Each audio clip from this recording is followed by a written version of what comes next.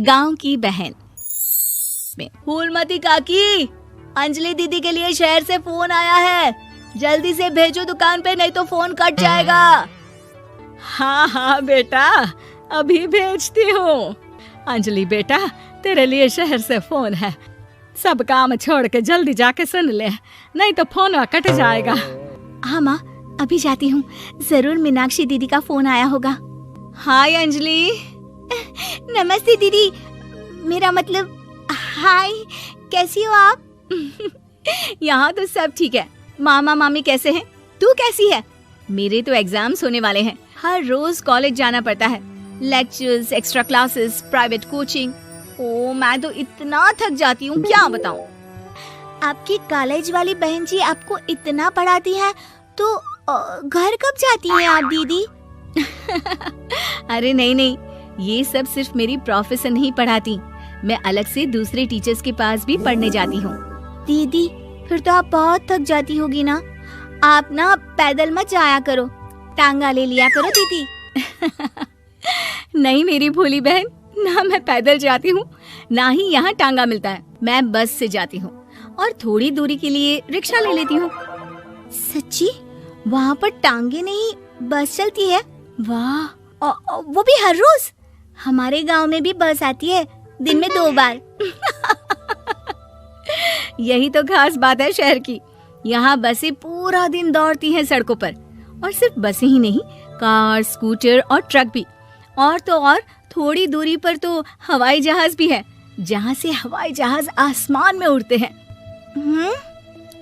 अच्छा दीदी, मैं फोन रखती हूँ, बुआ जी फूफा जी को मेरा नमस्ते कहना। हाँ माँ, हम लोग शहर में क्यों नहीं रहते? बुआ जी, फूफा जी और मीनाक्षी दीदी तो शहर में ही रहते हैं। अरे क्योंकि तेरे बुआ जी की शादी शहर में हुई थी, इसलिए बेटा। शादी से पहले वो भी तेरे पापा और दादा दादी के साथ गांव में ही रहती थी।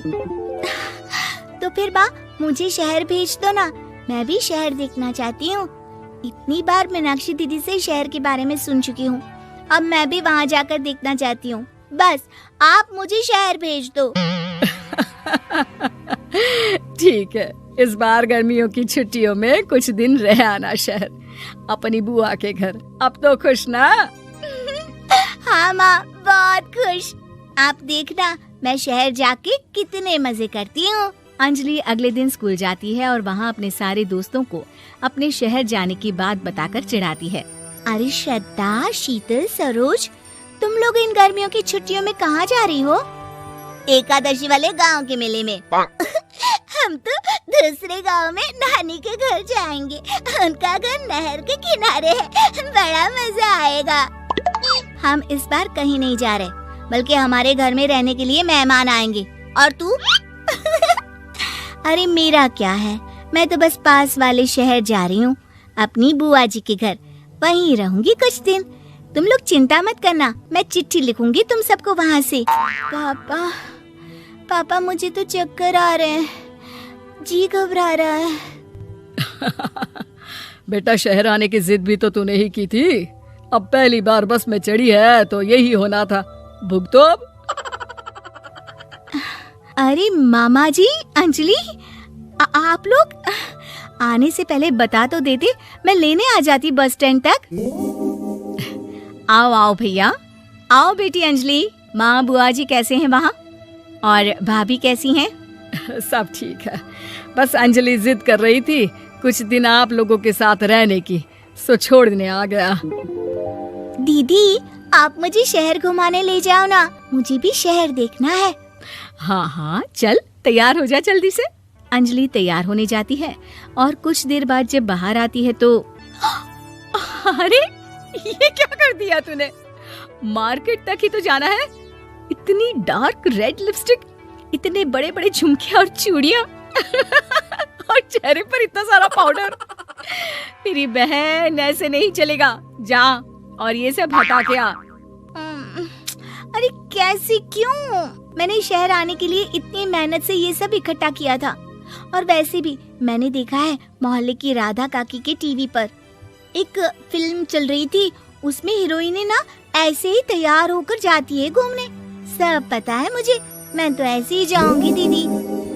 अंजलि शहर की चकाचौंध को देखकर बहुत हैरान और खुश होती है। ऊंची ऊंची इमारतें, सड़क पर दौड़ती गाड़ियाँ, बड़ी बड़ी दुकानें, उसकी एक्साइटमेंट का ठिकाना नहीं था। दीदी, ये छोटा सा कमरा सड़क के किनारे क्यों रखा है? इसमें कौन रहता होगा? ये कमरा नहीं, पीसीओ है, पीसीओ। यहाँ पर लोग फोन करने आते हैं सिक्का डालकर। ओ, हमारे गांव में तो दुकान पे ही जाते हैं बात करने। अच्छा चल, तुझे रेस्टोरेंट में खाना खिलाने ले चलती हूँ। Excuse me, 2 plate noodles please and 2 Cola. Meenakshi को ऑर्डर प्लेस करते हुए अंजलि बहुत ध्यान से देखती है और थोड़ी ही देर में ऑर्डर लेकर वेटर आ जाता है और खाना टेबल पर रख देता है। अरे, ये लंबी लंबी सेवइयाँ खाते कैसे हैं दीदी? और इसके साथ कोई अचार, प्याज, मूली कुछ भी नहीं दिया, बस ये छोटा सा पेट खुजाने वाला दे दिया है। गांव में तो छोटे छोटे चावल ही होते हैं जो कि हाथ से ही खा लेती हूँ। अब इसे कैसे खाऊं दीदी? एक्सक्यूज मी, एक चम्मच प्लीज, और लिटिल प्याज और अचार और मूली और एक गिलास मट्ठा, वो बाद में। हाँ, अब ये सब सुनकर आसपास बैठे लोगों को हंसी आ जाती है। मीनाक्षी भी अपनी हंसी किसी तरह रोकने की कोशिश करती है और वेटर मुस्कुराता हुआ वहाँ से चला जाता है। अंजलि समझ नहीं पाती कि सब किस बात पर हंस रहे थे, लेकिन वो छिप जाती है। दीदी, मुझे लगता है कि मुझे इन सेवइयों को ऐसे ही खा लेना चाहिए, इसी पेट खुजाने वाले कांटे के साथ। एक काम कर, तू मुझे खाते देख, जैसे मैं खाऊं तो भी वैसे ही खा ले। ठीक है दीदी। अंजलि खाते खाते नूडल्स में सिरका ज्यादा डाल देती है, फिर ऊपर से नमक दानी से खेलते हुए काफी नमक भी अनजाने में छिड़क लेती है। अरे, ये क्या क्या खा लिया? अरे हाय हाय, कितना कड़वा है। पानी पानी, ये काला शरबत ही पी लेती हूँ। और जल्दबाजी में अंजलि जल्दी जल्दी कोला पी लेती है, जिससे उसके नाक में झंझनाहट होती है। दीदी, मुझे ले चलो यहाँ से। मैं ये सब शहरी खाना नहीं खा सकती। अब शर्म के मारे मीनाक्षी अपनी बहन को वापस घर ले जाती है और कहती है कि देख अंजलि, माना कि शहर और गांव एक दूसरे से बहुत अलग हैं, लेकिन इसका मतलब ये नहीं कि हमेशा शहर ही बेहतर हो और उस वजह से हमें वो सब करना पड़े जो हम नहीं कर सकते।